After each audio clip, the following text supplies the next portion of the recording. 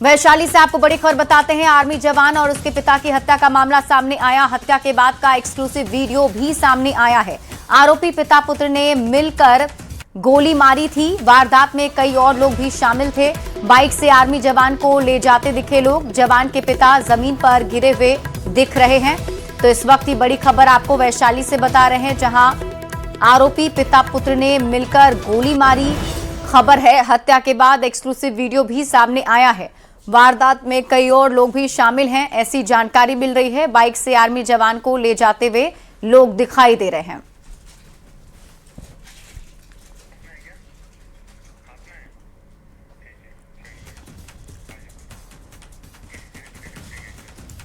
और इसी खबर से जुड़ा बड़ा अपडेट आप तक पहुंचाते हैं, जहां वैशाली डबल मर्डर के 24 घंटे के भीतर पुलिस ने आरोपी का एनकाउंटर कर दिया है। घायल आरोपी को गंभीर हालत में हाजीपुर सदर अस्पताल में भर्ती कराया गया। घटना वैशाली के बिद्दुपुर की है। रास्ते के विवाद में रविवार की सुबह पट्टीदार जगदीश राय ने आर्मी जवान जितेंद्र और उसके पिता की गोली मारकर हत्या कर दी थी। दोहरे हत्याकांड के बाद आरोपी का पूरा परिवार घर छोड़कर फरार था और पुलिस आरोपियों की तलाश में जुटी थी। इसी बीच पुलिस को जगदीश के पटना में होने की खबर मिली, जिसके बाद पुलिस ने उसकी घेराबंदी कर गिरफ्तारी कर ली है और उसे पटना से लेकर वैशाली आ रही थी। बिद्दुपुर थाना क्षेत्र में रहीमापुर गांव के पास आरोपी ने भागने की कोशिश भी की और पुलिस का हथियार छीनकर फायरिंग शुरू कर दी। जवाबी कार्रवाई में पुलिस ने भी गोली चलाई है और आरोपी जगदीश राय के दोनों पैर में गोली लगी, जिसके बाद गंभीर हालत में उसे सदर अस्पताल में भर्ती कराया गया है। वहीं आरोपी की फायरिंग में पुलिस की गाड़ी को नुकसान हुआ है। हालांकि कोई पुलिस जवान घायल नहीं हुआ है। तो गोली चली है लेकिन घायल कोई नहीं हुआ है। जैसा कि आप देख रहे हैं कि जब जो गोली है वो अभी तक हम घटनास्थल का भ्रमण नहीं किया है। जो हमने गाड़ी का देखा है उसमें पीछे से लग रहा है कि 2 गन शॉट है वो एंटर किए हैं और सामने से निकले हुए हैं जी। और जो अक्यूज्ड जगदीश है उसको देखा, उसकी स्थिति सामान्य है। डॉक्टर साहब से बात हुई है और उसका इलाज चल रहा है। एक्सरे वेक्सरे हम लोग करवा रहे हैं। पैर में दोनों में घुटने के नीचे दोनों तरफ गोली एंट्री की और बाहर निकल रही है। अब तक पूछताछ भी करी हमने। अभी हम घटनास्थल पहुंचे। और चलिए खबर हाजीपुर से आपको दिखाते हैं, जहां मुजफ्फरपुर हाजीपुर NH 22 पर भगवानपुर थाना क्षेत्र में एक दारोगा पर नशे की हालत में आर्मी जवान पर फायरिंग करने का आरोप लगा है। बताया जा रहा है कि दारोगा की निजी कार पहले दुर्घटनाग्रस्त हो गई थी। हादसे के बाद मदद के लिए पहुंचे आर्मी जवान से विवाद होने पर दारोगा ने अपनी सर्विस रिवॉल्वर से गोली चला दी। गोली जवान जिसमें बाल बाल बच गया, लेकिन बारूद लगने से उसकी आंख में चोट आई है। सूचना पर पहुंची पुलिस ने दारोगा को हिरासत में ले लिया है। कार से सर्विस रिवॉल्वर और शराब की बोतल भी मिली है। मामले की जांच जारी है।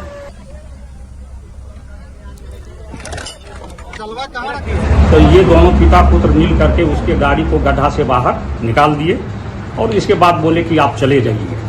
लेकिन वो चूंकि नशा में था तो वो जाना नहीं चाह रहा था और अनाप शनाप बके जा रहा था। इस तरह से करीब 1 घंटा का समय बीत गया।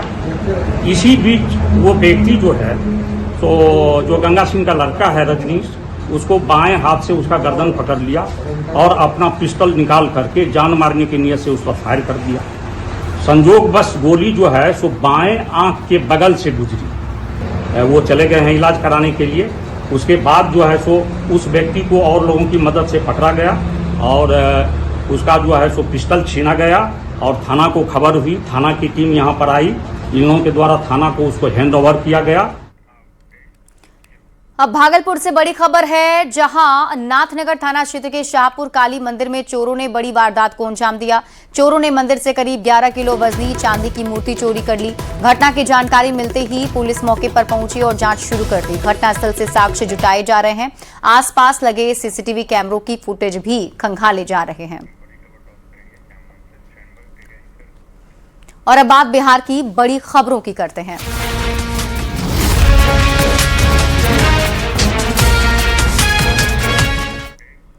सीतामढ़ी के सुप्पी प्रखंड के घरबारा गांव से एक दिल दहला देने वाला मामला सामने आया है, जहां दहेज के लिए एक नवविवाहिता की हत्या का आरोप लगाया गया है।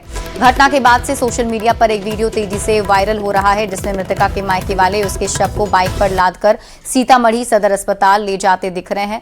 परिजनों का आरोप है कि ससुराल वालों ने मधु की गला दबाकर हत्या की और पुलिस को बिना सूचना दिए चोरी छिपे अंतिम संस्कार की तैयारी कर रहे थे। तभी वे मौके पर पहुंच गए और शव को अपने कब्जे में ले ले लिया। सदर अस्पताल पहुंचने पर जब ससुराल पक्ष के लोग वहां आए तो गुस्साए मायके वालों ने उनकी जमकर पिटाई कर दी। फिलहाल पुलिस ने शव को पोस्टमार्टम के लिए भेजकर मामले की कानूनी जांच शुरू कर दी है। जा रहा था, हम उसको बोले हैं जाने के लिए कि मार दिए, शर्म नहीं लगा, लाश होने में शर्म लग रहा है। तो हमको कहा कि घरवाड़ा में चलो तो तुमको बताते हैं, कोई माही जाएगा तुमको मरवा देंगे। क्या नाम है जो मेरा मरा उसका क्या नाम है?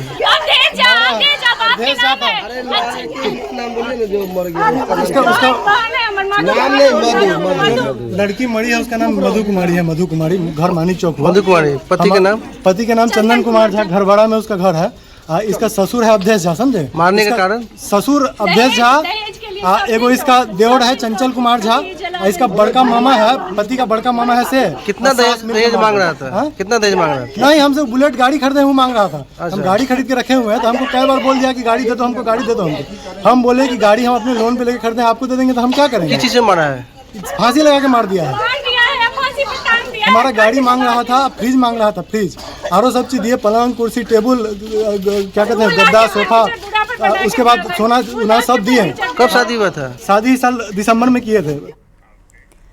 बिहार की सियासत में आज का दिन सुपर सोमवार का रहा। बांकीपुर विधानसभा उपचुनाव को लेकर पटना में पॉलिटिकल पारा काफी हाई रहा। नामांकन के आखिरी दिन बीजेपी के उम्मीदवार नीरज कुमार सिन्हा ने नामांकन किया और इस दौरान नामांकन से पहले बीजेपी के दिग्गज नेताओं ने भव्य रोड शो किया। रोड शो के जरिए एनडीए की एकजुटता और शक्ति का प्रदर्शन किया गया। भव्य रथ पर उम्मीदवार नीरज कुमार सिन्हा के साथ पार्टी के कई बड़े नेता भी सवार दिखे। इस दौरान पार्टी कार्यकर्ताओं का जोश भी काफी हाई दिखा।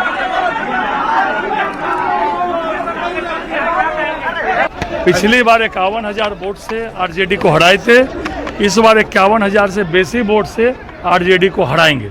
हमारे एनडीए के प्रत्याशी नीरज कुमार सिन्हा जी का नामांकन हो गया। पांचों एनडीए के प्रदेश अध्यक्ष इस नामांकन में थे।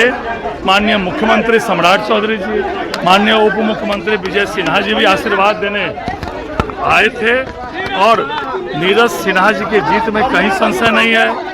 बांकीपुर की जनता बीजेपी के समर्थन में रही है, जंगल राज से लालू जी के खिलाफ रही है। हमारा एक बहुत प्रामाणिक सरल कार्यकर्ता, बूथ का कार्यकर्ता खड़ा है, जनता निर्णायक मतों से जिताएगी। और अब पटना से खबर आपको दिखाते हैं। नामांकन दाखिल करने के बाद बांकीपुर विधानसभा सीट से जेजेडी उम्मीदवार वीणा मानवी को पुलिस ने गिरफ्तार कर लिया। पुलिस ने 420 के एक मामले में जारी वारंट के आधार पर यह कार्रवाई की है। गिरफ्तारी के दौरान वीणा मानवी और पुलिस के बीच नोकझोंक भी हुई। वीणा मानवी ने अपनी गिरफ्तारी को राजनीतिक साजिश बताते हुए कार्रवाई पर सवाल उठाए।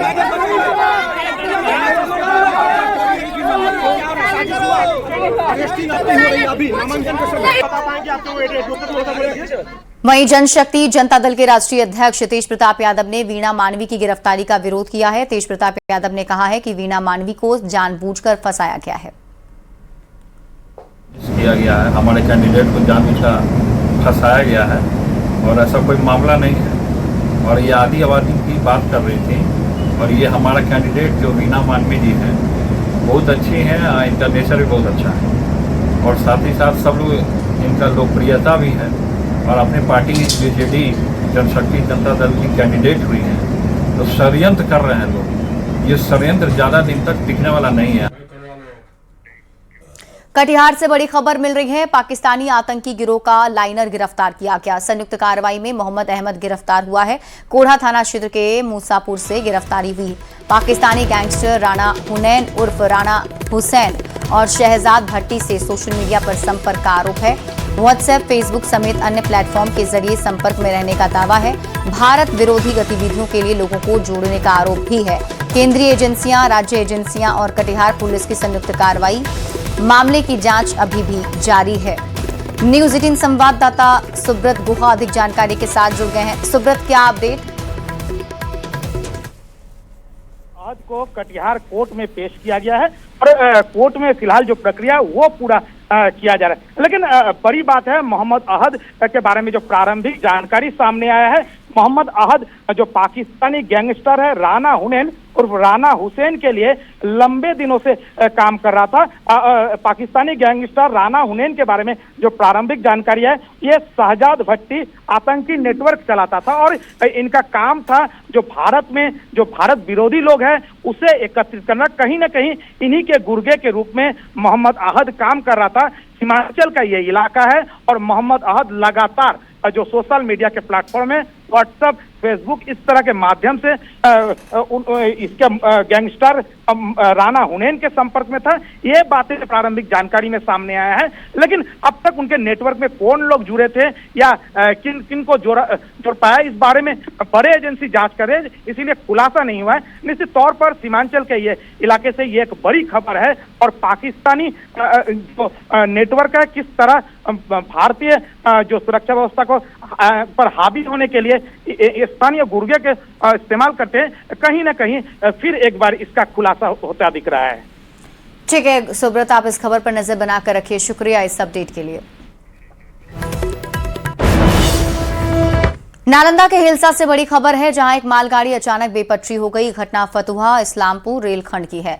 पटना से इस्लामपुर जाने के दौरान मालगाड़ी की 4 बोगी पटरी से उतर गई, जिसमें रेल सेवा प्रभावित हो गई है। वहीं रेलवे अधिकारी मौके पर पहुंच चुके हैं ताकि बेपटरी हुई बोगी को हटाकर रेल सेवा यातायात को सुचारू किया जा सके।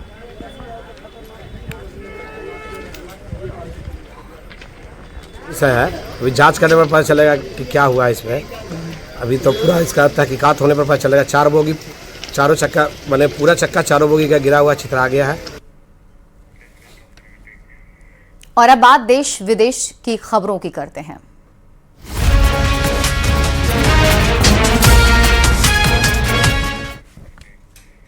राम मंदिर चढ़ावा केस से जुड़ी बड़ी खबर आपको बताते हैं। सुप्रीम कोर्ट का यूपी सरकार को नोटिस। सुप्रीम कोर्ट ने राम मंदिर ट्रस्ट को भी नोटिस जारी किया है। कोर्ट ने इस मामले में एसआईटी से स्टेटस रिपोर्ट भी मांगा है। सुप्रीम कोर्ट को स्टेटस रिपोर्ट सील बंद लिफाफे में सौंपी जाएगी। 20 जुलाई को मामले की अगली सुनवाई होनी है। कोर्ट ने अभी केवल स्टेटस रिपोर्ट मांगी है, बिकॉज जब हमने पिटिशनर फाइल की थी तब केवल अटकलें थी, केवल खबरें अखबारों में छप रही थी। लेकिन उसके बाद सरकार ने पाया कि इसमें कुछ प्राइमा फेसी फैक्ट है, इसीलिए वो एसआईटी गठित इसमें हुई। उसके बाद बहुत सारा वाटर फ्लो हुआ, तो हमने सबसे पहले ये कहा था कि भाई कुछ एविडेंसेस होते हैं, जैसे सीसीटीवी कैमरा हुआ, डीवीआर हुआ, तो हमने छुट्टियों से पहले ही ये बोला था कि they can be destroyed, damage, altered, तो इनको सबसे पहले प्रिजर्व किया जाए और फिर एसआईटी रिपोर्ट जो है वो कोर्ट के सामने रखी जाए। तो कोर्ट ने मेरी पिटीशन की इस चीज को मान लिया, जो कि मैंने आईए भी फाइल किया था इसमें। तो एसआईटी रिपोर्ट को ऑन रिकॉर्ड रखा जाएगा और मंडे को इसकी डेट होगी। जम्मू कश्मीर की सियासत में बयानबाजी अब कानूनी लड़ाई में बदलती नजर आ रही है। बीजेपी ने मुख्यमंत्री उमर अब्दुल्ला को कथित मानहानिकारक बयान को लेकर 100 करोड़ रुपए का कानूनी नोटिस भेजा है। बीजेपी का आरोप है 11 जुलाई को श्रीनगर में कार्यक्रम के दौरान उमर अब्दुल्ला ने पार्टी पर झूठे, निराधार और प्रतिष्ठा को नुकसान पहुंचाने वाले आरोप लगाए। नोटिस में 7 दिनों के भीतर इन आरोपों को वापस लेने और बिना शर्त सार्वजनिक माफी मांगने की मांग की गई है। बीजेपी ने चेतावनी दी है कि तय समय में जवाब नहीं मिलने पर 100 करोड़ रुपए के हर्जाने का दीवानी मुकदमा और आपराधिक कार्रवाई शुरू की जाएगी। वहीं इस मामले पर अब मुख्यमंत्री उमर अब्दुल्ला की प्रतिक्रिया का इंतजार है। सुप्रीम कोर्ट का बीजेपी का एक ओहदेदार, सुप्रीम कोर्ट का वकील, बीजेपी का ओहदेदार मेरे एक जम्मू के एमएलए को बंद कमरे में कहता है हम 20 से 30 करोड़, 20 से 30 करोड़, एक मिनिस्ट्री और रियासत का दर्जा, आप हमारे साथ चलो। उनको लगता है कि इन लोगों का ईमान इतना सस्ता है।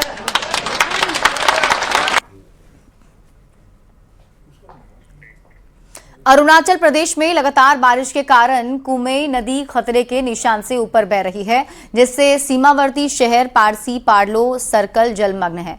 लगातार बारिश के कारण स्कूलों, दफ्तरों और घरों में पानी भर गया है। इलाके की कई कॉलोनी और गांवों की सड़कें पूरी तरह जलमग्न है।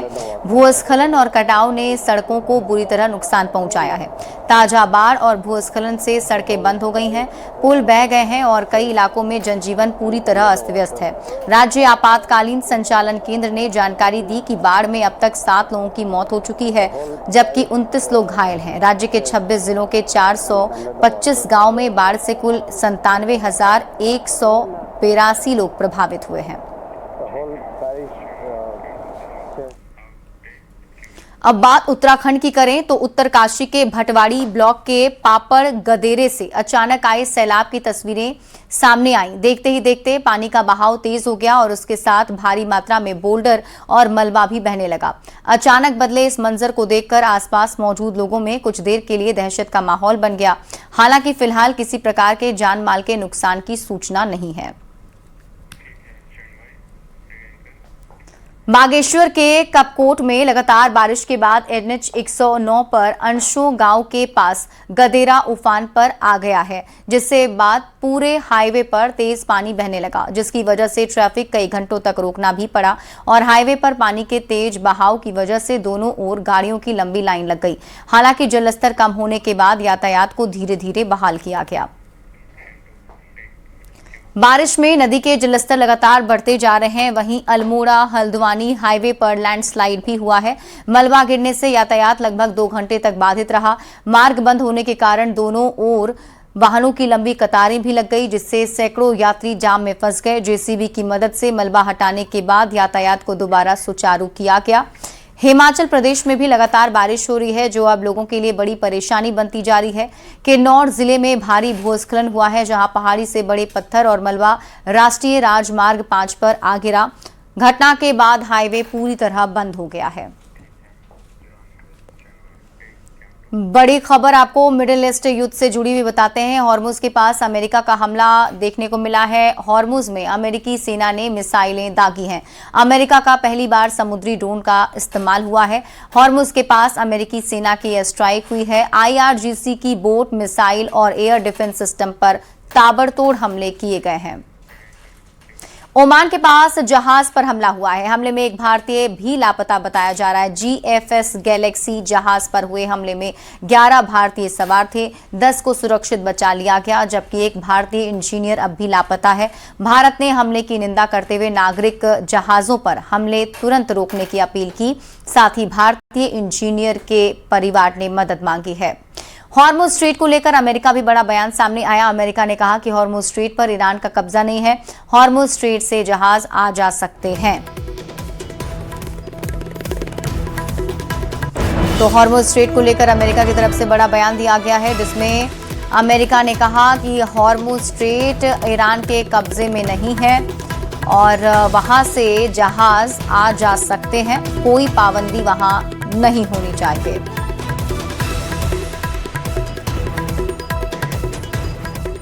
अमेरिका और ईरान के बीच फिर से जंग छिड़ गई है। अमेरिका का ईरान के खुजिस्तान में हमला। ईरान के खुजिस्तान के 8 इलाकों पर अमेरिका ने हमला किया है, जो तस्वीरें भी आप देख रहे हैं।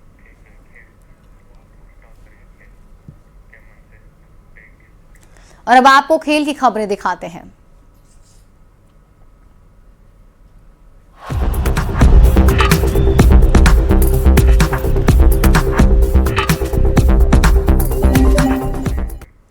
और बात करते हैं महिला टेस्ट मैच की। तो भारतीय महिला क्रिकेट टीम ने क्रिकेट के मक्का कहे जाने वाले लॉर्ड्स के ऐतिहासिक मैदान पर इतिहास रच दिया है।